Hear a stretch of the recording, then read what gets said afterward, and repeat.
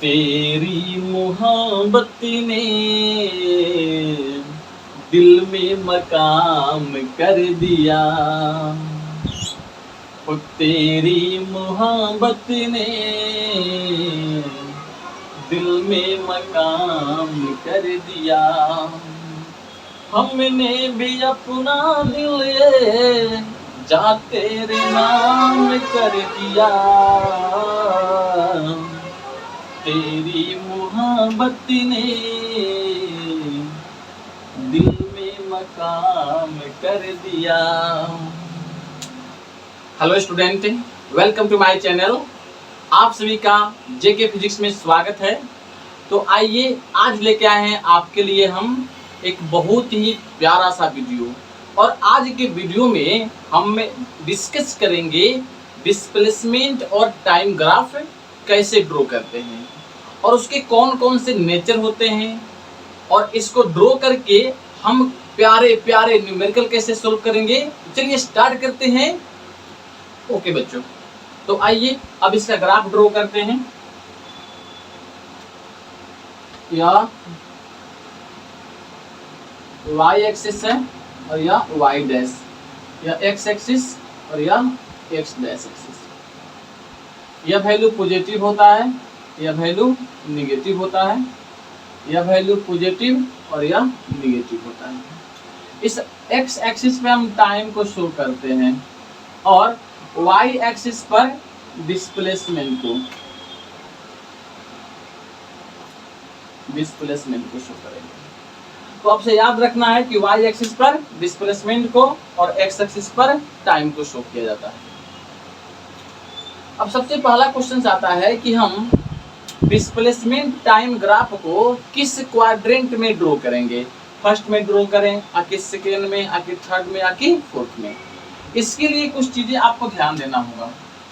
हमने आपको बताया था कि डिस्प्लेसमेंट, इस मतलब डिस्प्लेसमेंट, यह पॉजिटिव भी होता है, निगेटिव भी होता है और जीरो भी होता है। ओके, इसका मतलब ये हुआ बच्चों कि हम ओरिजिन के ऊपर भी इसको ड्रॉ कर सकते हैं क्योंकि पॉजिटिव डिस्प्लेसमेंट इधर होगा। ओरिजिन के नीचे भी इसको ड्रॉ कर सकते हैं और ओरिजिन पर भी इसको ड्रॉ कर सकते हैं। दैट मीन्स हम डिस्प्लेसमेंट को इस लाइन पे कहीं पर भी ड्रॉ कर सकते हैं। टाइम क्या होता है, यह पॉजिटिव होता है जनरली।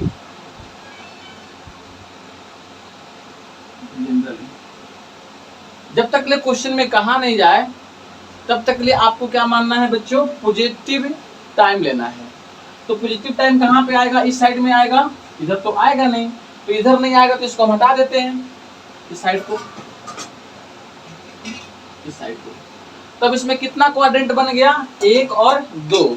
इसको बोलते हैं फर्स्ट क्वाड्रेंट और इसको बोलते हैं फोर्थ क्वाड्रेंट। तो डिस्प्लेसमेंट टाइम ग्राफ को हम फर्स्ट क्वाड्रेंट और फोर्थ क्वाड्रेंट में ड्रॉ कर सकते हैं। कितना क्लियर है। और सबसे पहला कंडीशन है कि इफ बॉडी रेस्ट में हो, कैसा हो, रेस्ट में। रेस्ट में होगा तो देखो ग्राफ कैसे ड्रॉ करेंगे। इस पे हम एस को दिखा रहे हैं, इस पे टी को, यहाँ पे माइनस में एस हो जाएगा।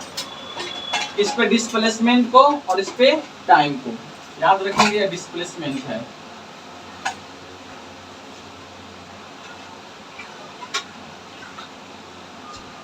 रेस्ट का मतलब यह होता है बच्चों कि बॉडी का जो वेलोसिटी है वो कितना है, 0 है, ठीक ना है।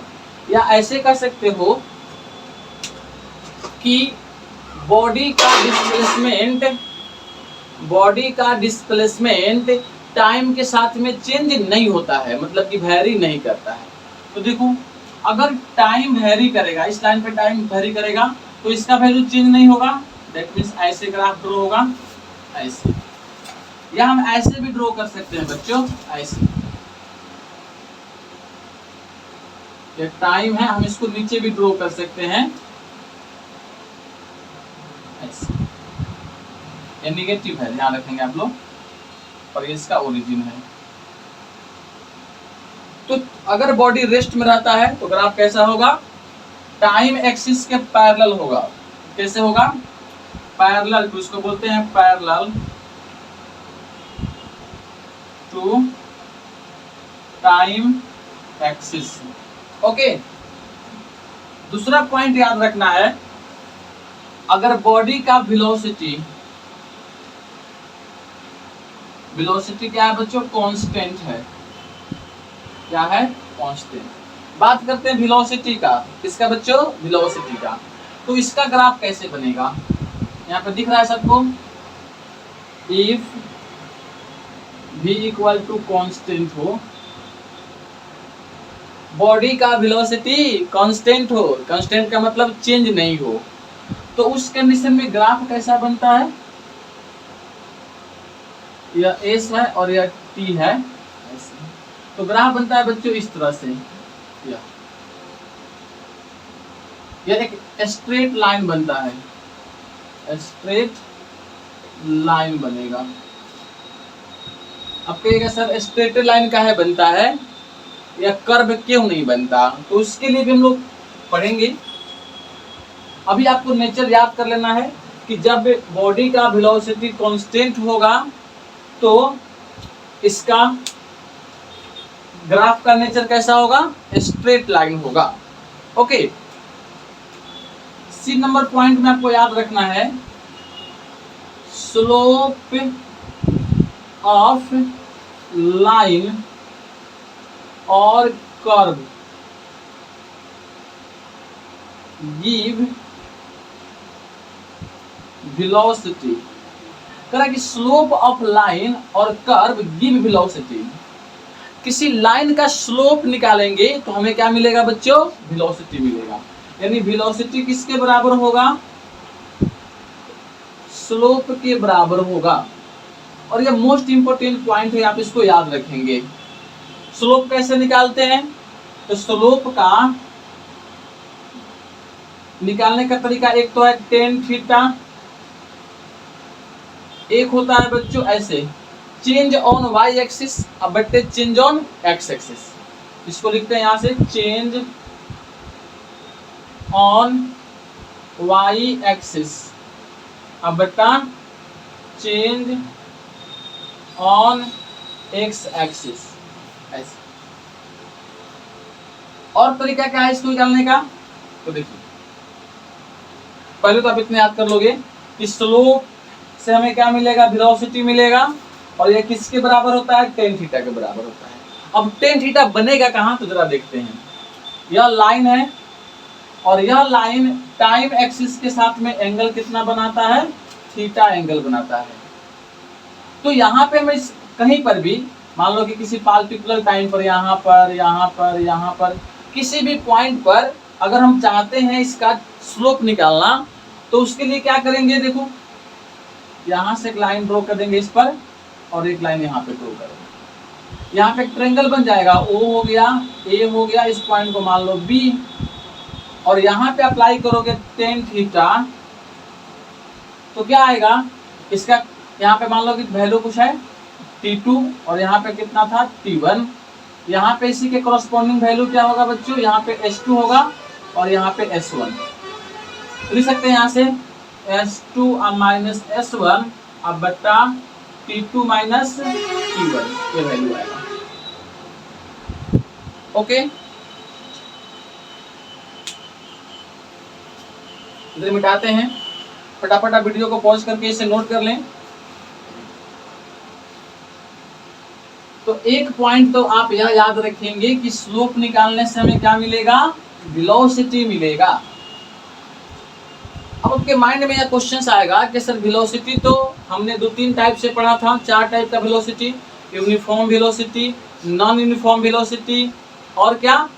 मीन वेलोसिटी और इंस्टेंटेनियस वेलोसिटी। तो आइए चारों के लिए हम ग्राफ देखते हैं कि ग्राफ का नेचर कैसा होगा। अगर सबसे पहला देखें बच्चों, यह यूनिफॉर्म वेलोसिटी। यूनिफॉर्म का मतलब ही क्या था? Constant velocity. तो यह जो कंडीशन आपको बताया है ना बच्चों, ये वाला यह क्या है? कांस्टेंट वेलोसिटी का ही कंडीशन है। तो इस तरह से अगर वेलोसिटी क्या हो, कांस्टेंट हो, तो उसका ग्राफ का नेचर कैसा होगा, स्ट्रेट लाइन होगा। ओके, इतना तो याद रखोगे। अगर वेलोसिटी कांस्टेंट है तो ग्राफ का नेचर स्ट्रेट लाइन होगा।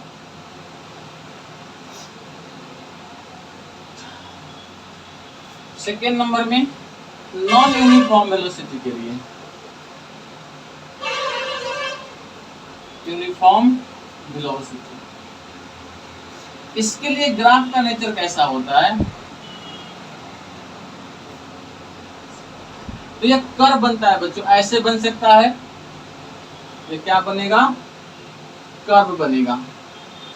अब कहिएगा सर कर्व काहे बनता है, तो हम इसके लिए वैल्यू निकाल के चेक कर सकते हैं कि किसी भी पॉइंट पर यहाँ पर वेलोसिटी निकालेंगे और सभी पॉइंट पर वेलोसिटी क्या होता है, अलग अलग होता है, इसलिए इसका नेचर कैसा होगा बच्चों, कर्व होगा। अगर हमें किसी पार्टिकुलर पॉइंट पे, मान लो कि यहाँ पर निकालना है वेलोसिटी का वैल्यू पॉइंट ए पर, तो उस पॉइंट से एक टेंजेंट ड्रॉ करते हैं। देखो ऐसे क्या ड्रॉ करेंगे बच्चों, टेंजेंट, और इसी टेंजेंट का स्लोप निकालेंगे, यानी यहां पर वेलोसिटी बराबर होगा slope of tangent at any point.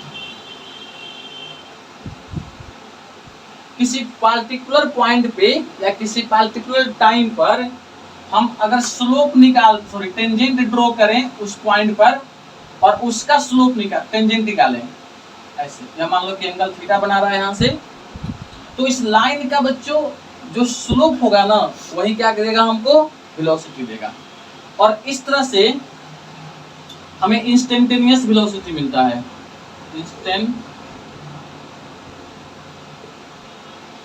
Instantaneous velocity मिलता है, और इसका वैल्यू होता है बच्चों स्लोप ऑफ टेंजेंट। क्या होगा, स्लोप ऑफ टेंजेंट, और इसका वैल्यू निकालोगे ना तो ये चला आएगा slope of tangent equal to कितना आएगा, ds अपॉन dt आएगा, ये आता है। ओके, तो आइए इस पर हम एक प्यारा सा क्वेश्चंस करेंगे दोनों पे।